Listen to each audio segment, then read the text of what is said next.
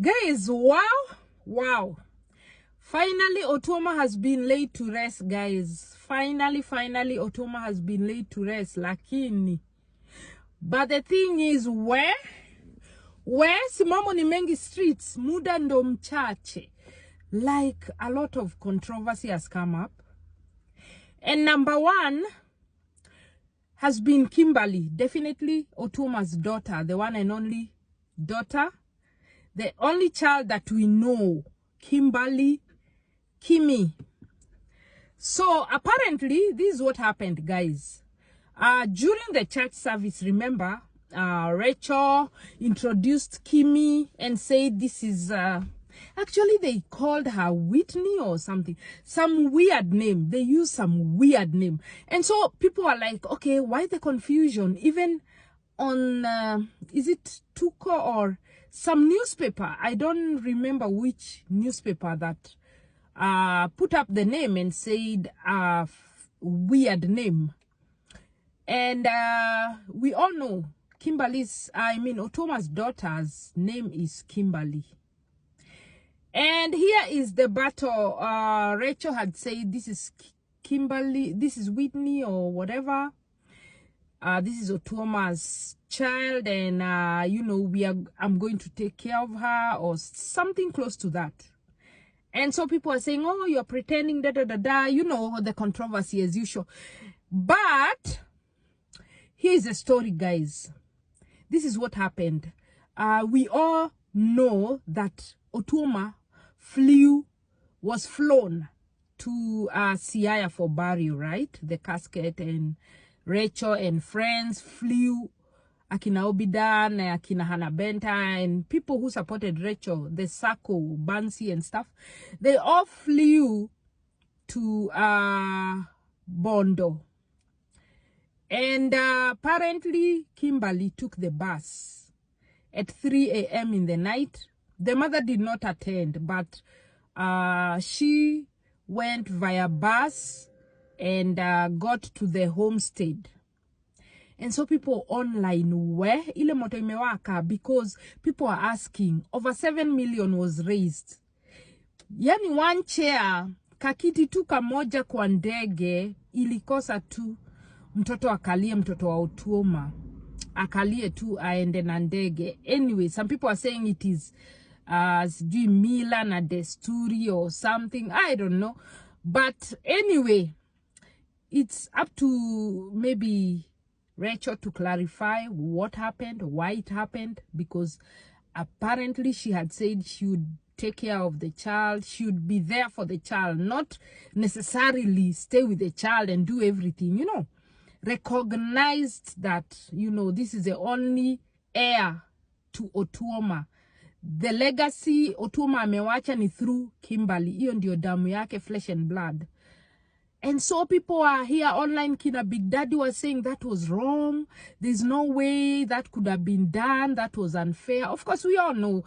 It looks so weird. Like, yeah, mtoto anaingia basi na, yeah, it looks, it's not such a good show. It doesn't sit well. And even me, I thought it didn't sit well with me, definitely. Remember, at the end of the day, we are adults. This is a child. One thing you guys need to realize is that children do not apply to come into this earth.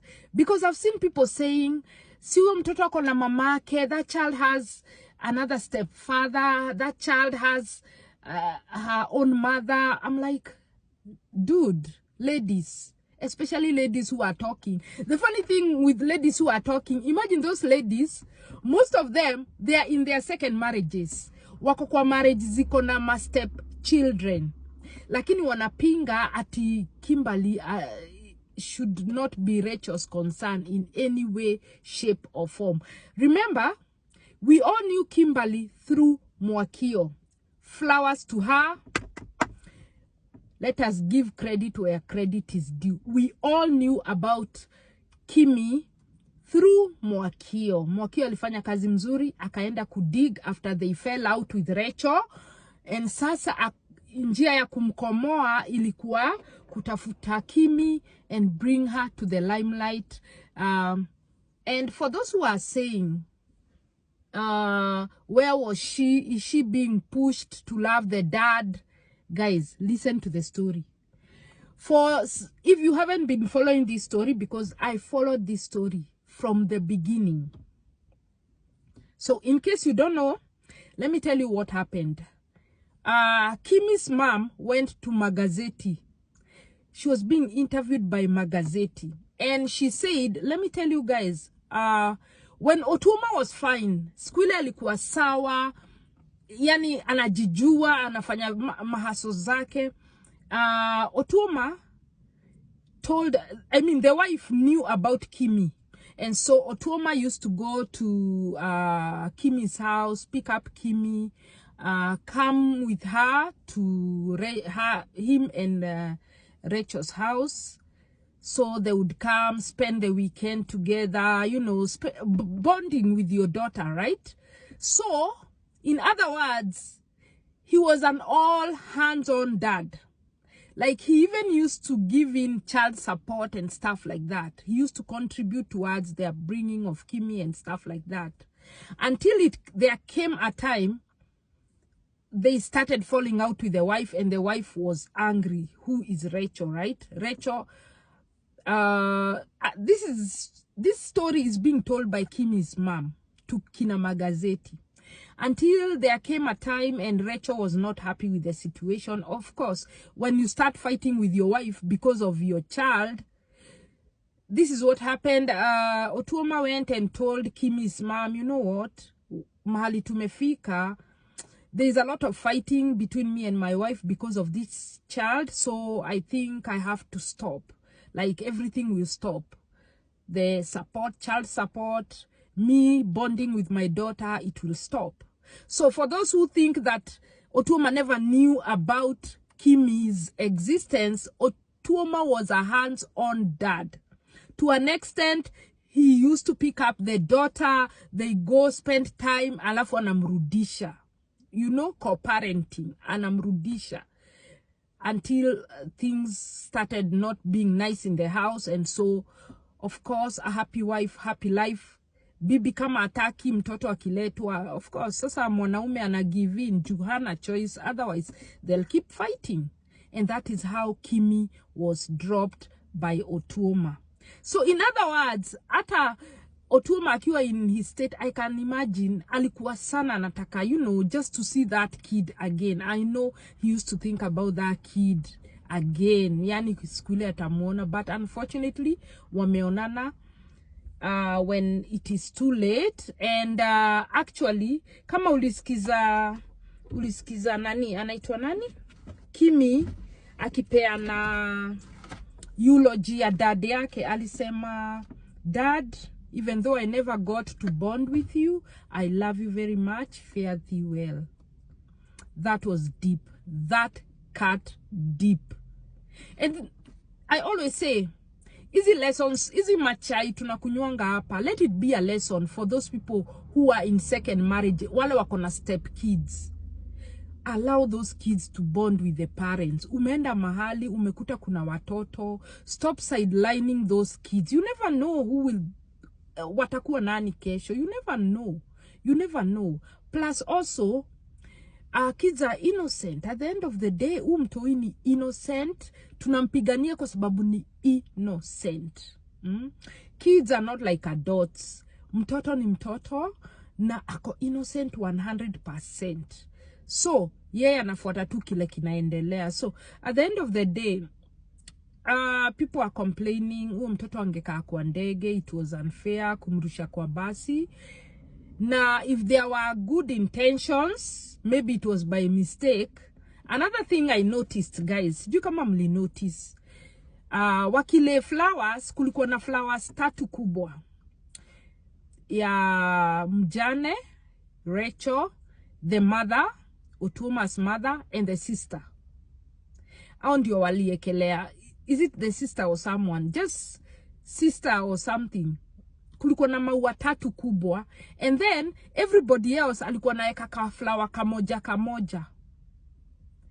Do you know that thing shocked me? Because I was like, okay, story ya ndege tuweke kando. Huyu ni mtoi wa Otuoma. Si anafaa kuwa na maua moja kubwa imeandikwa daddy. Imeandikwa dad. Where is that flower? Ama guys, amuku notice. I was like, seriously? Do you know mtoto hata mpande juu ya mountain, chini ya sea, anywhere you go, hata mkisema sijui kuna baba wa kambo will never be your father. Hata ufanye nini ama nini. Your father is your father and your father is your father. Yeah? That mtoto has lost dad yake. Any other person is A or B. Any other business, A or B. Because they'll never be the father. That's why the child was crying like that. Huyo ni babake damu. Like face yake yote inakaa Otuoma. Like you see Kimmy, you see Otuoma. You see Kimmy and instantly unaona Otuoma. Yani wanafanana kila mahali. Mimi hata sijaiona mwanaume amejizaa hivyo. Yani amejizaa to the T. So I was so shocked kuona hata apewi ile privilege juu pastor alisema bibi aanze, bibi mama ya Otuoma, and then the sister, and then any other. Mtoto Kimmy ni any other business surely.